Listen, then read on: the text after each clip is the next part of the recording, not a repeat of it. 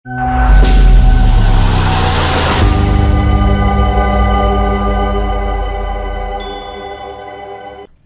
मैं हूं पीहू और आप देख रहे हैं लोकमत राजस्थान। क्या सरकार की डोर इतनी कमजोर थी कि विरोध करने वालों को अपना हक दिलवाना पड़ा? पीओजेके यानी पाक अधिकृत जम्मू कश्मीर में बड़े तनाव के बीच में प्रदर्शनकारियों ने अब आखिरकार जीत दर्ज कर ली है और प्रधानमंत्री शहबाज शरीफ की सरकार ने प्रदर्शनकारियों की 21 प्रमुख मांगे मान ली हैं और एक शांतिपूर्ण समाधान के लिए समझौता किया है। लेकिन इस बदलाव ने राजनीतिक हलकों में हलचल मचा दी है और अब सवाल यह है कि क्या ये सिर्फ पॉलिटिकल युद्धाभ्यास है या वास्तव में बदलाव का आरंभ।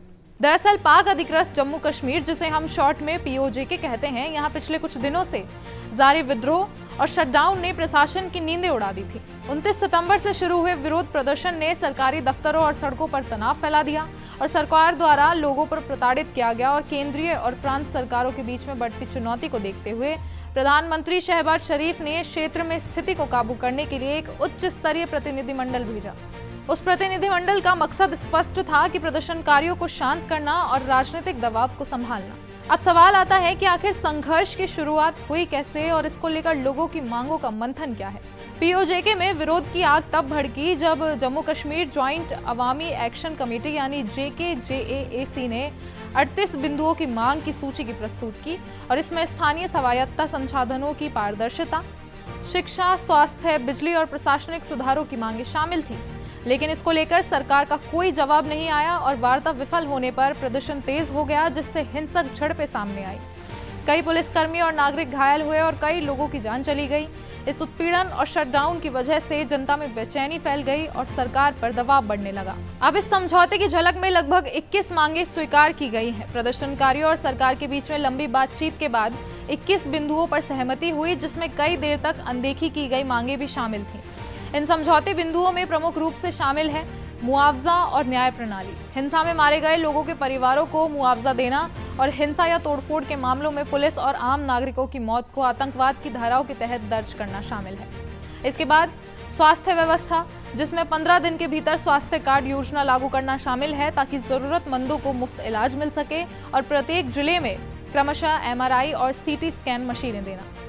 फिर है शिक्षा सुधार, मुजफ्फराबाद और पूंछ संभागों के लिए 2 नए प्राथमिक और माध्यमिक शिक्षा बोर्ड स्थापित करना, विद्युत और बुनियादी ढांचे में पीओजेके क्षेत्र में बिजली व्यवस्था सुधारने के लिए 10 अरब पाकिस्तानी रुपए तक का बजट देना और प्रशासनिक सुधार की बात करें तो मंत्रियों और सलाहकारों की संख्या को 20 तक सीमित करना, जिसमें सचिवों की संख्या अधिक ना हो।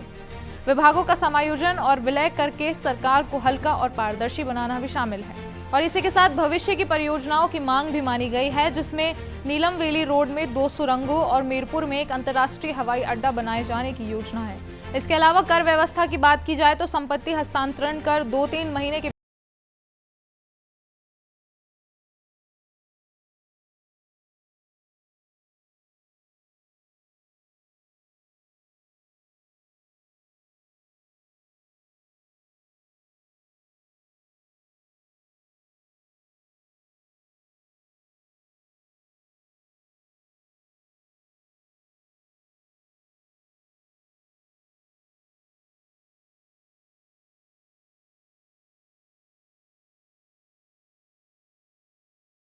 नहीं बनने देने की चेतावनी जारी की है। कई लोग कह रहे हैं कि यह केवल दबाव के आगे झुकने जैसा दिखता है। अगर वायदों को समय पर लागू न किया जाए तो फिर इन पर अशांति की ओस वापस गिरेगी। अब भारत सरकार ने इस मामले में पाकिस्तान की कार्यवाही की तो निंदा की ही है और कहा है कि पीओजेके दक्षिण एशिया का संवेदनशील मुद्दा है। पीओजेके में सरकार और प्रदर्शनकारियों के बीच में यह समझौता एक निर्णायक मोड़ हो सकता है। 21 बिंदुओं में हुए शांति समझौता इस क्षेत्र के लिए एक उम्मीद की किरण भी है, लेकिन वादा और उसका धरातल पर क्रियान्वयन यही परीक्षा होगी जहां शांति और अमल दोनों की परीक्षा की जाएगी। समझौता दिखाता है कि विरोध से दबाव बढ़ सकता है, लेकिन जनता और अब क्रियान्वयन की उम्मीद है। प्रदर्शनकारियों ने अपनी बात मनवाई है, पर असली लड़ाई अब वायदों की हकीकत में बदलने की है और इस संघर्ष का परिणाम पूरी दुनिया देखेगी। इस पर अपने विचार हमारे साथ शेयर करें और ऐसी और खबरों और अपडेट्स के लिए बने रहें लोकमत राजस्थान के साथ।